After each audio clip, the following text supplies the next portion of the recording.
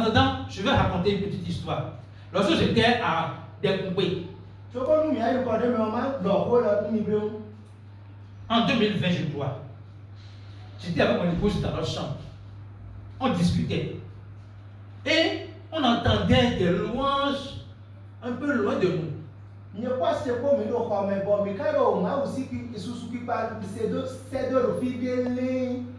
Et nous nous sommes dit, allons louer le Seigneur ensemble. Nous avons marché en suivant le son de la louange. Et nous y sommes venus. C'était bien. Le pasteur est venu. Il a enseigné. L'enseignement était parfait. Mais il y a une chose qui nous a intrigués. À la fin, il prend l'huile d'onction. Il dit que l'huile d'onction est la puissance de Dieu. Rectificatif. La puissance de Dieu, c'est l'évangile. Paul a été clair dans Romains 1, verset 16. La puissance de Dieu, c'est l'évangile. Ce n'est pas l'huile d'onction. Et pour aller plus loin, l'huile d'onction n'a pas de puissance. Et l'onction même, c'est une personne. Dans Luc, Jésus dit, le Saint-Esprit est sur moi et il m'a oint.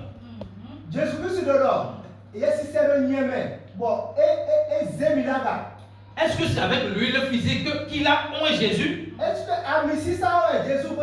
Non. C'est le Saint-Esprit qui a oint Jésus. Et l'autre nom de Christ, la définition de Christ, quand on dit le Christ, c'est le oint.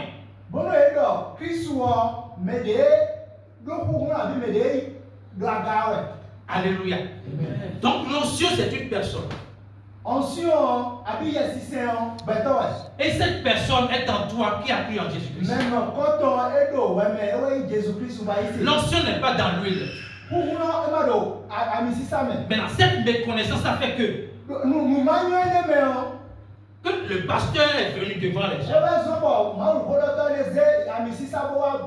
Des gens qui sont intellectuels, âgés, à qui il a donné un cerveau pour réfléchir. Et il dit, ceux qui veulent avoir la puissance de Dieu, venez devant. Je vous passe l'huile d'onction. Ça commence par ceux qui ont 10 000. Rang de 10 000 est passé. Il y a que ce rang a pris fin. Il a ramené l'onction à 5 000.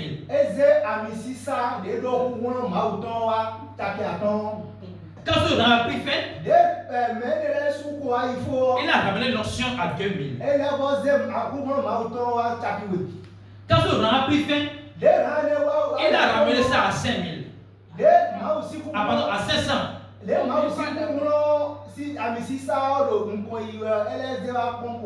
Donc, de 10 000, 5 000, 2 000, 1000 francs, 500. Il dit maintenant, venez avec ce que vous avez. Que chez Dieu, Dieu n'est pas exigeant, venez avec ce que vous avez. Donc, tout le monde vient pour prendre une caution.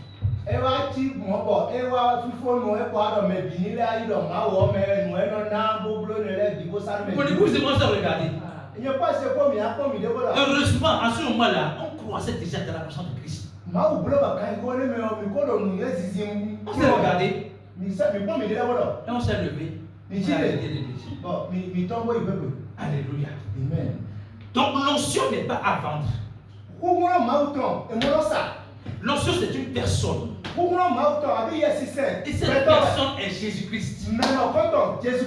Et Jésus-Christ vit en toi. Autrement, si tu connais, tu sais que Jésus-Christ est en toi,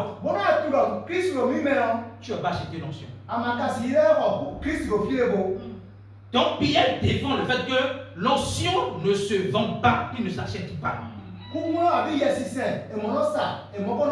Alléluia. Amen. Voyez ce que je voulais montrer. La parole dit, sachant que ce n'est pas par les choses périssables, par l'or ou de l'argent. Donc, La Bible appelle l'or et l'argent choses périssables.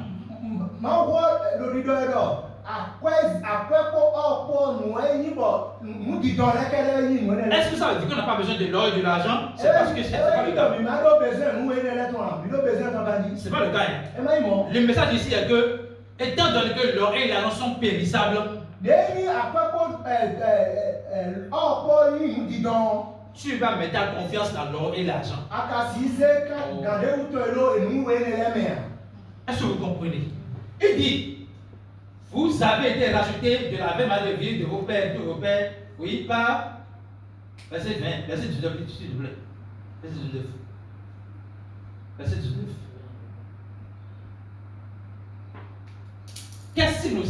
Qu'est-ce qui a une valeur inestimable et impérissable? Par le sang précieux de Jésus-Christ, comme d'un agneau sans défaut et sans tache. Je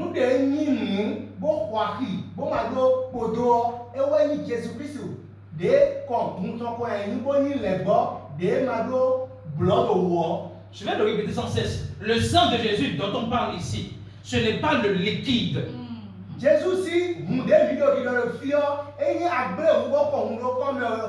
la vie même de Jésus. Et cela a été imagé dans l'Ancien Testament. Dans ce testament, quand on amène l'agneau sans défaut, ce n'est pas qu'on cherche le sang quelque part pour mettre sur et pour mettre dans le Saint des Saints.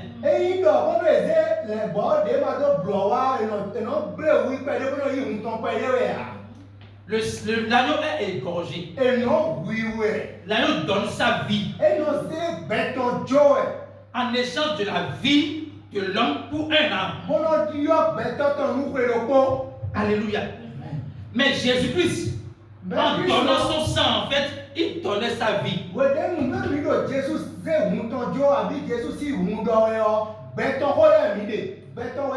Il ne l'a pas donné pour un âme. Il a donné pour toute la vie. Lisons s'il vous plaît Romains 10 verset 10. Je vais clarifier ça et revenir sur l'enseignement. Hébreux 10 verset 10. Hébreux 10 verset 10. C'est important que vous compreniez cela. Hébreux 10 verset 10. Il dit, c'est en vertu de cette volonté que nous sommes sanctifiés par l'offrande du corps de Jésus-Christ une fois pour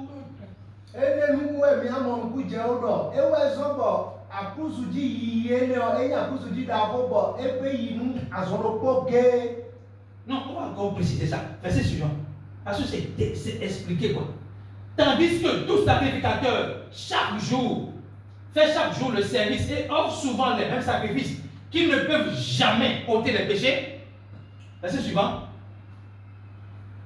Lui, Jésus, après avoir offert un seul sacrifice pour les péchés, s'est assis pour toujours à la droite de Dieu. Qu'est-ce que cela signifie? Ça, c'est que Jésus-Christ, ça, c'est que les sacrifices de l'Ancien Testament ne peuvent jamais, il a dit jamais, ôter les péchés du monde. Mais le sacrifice de Jésus-Christ a ôté, c'est pas peu, mais a ôté pour toujours le péché du monde. Voici ça de nos Ancien Testament, mais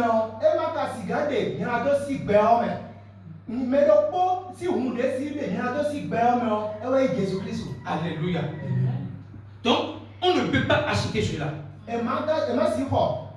Ni avec de l'argent, ni avec nos œuvres. La parole a été claire. Éphésiens 2, verset 8. Nous allons venir sur les œuvres.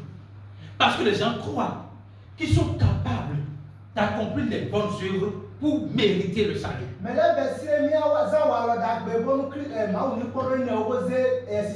Le salut est un don de Dieu. Ce n'est pas achetable. Ce n'est pas à vendre. C'est le don de Dieu. La parole dit, car c'est par la grâce que vous êtes sauvés. Donc il y a un moyen pour être sauvé. La grâce. C'est la grâce. Qu'est-ce que ça veut dire? La Jomio veut dire. La grâce veut dire. La grâce veut dire.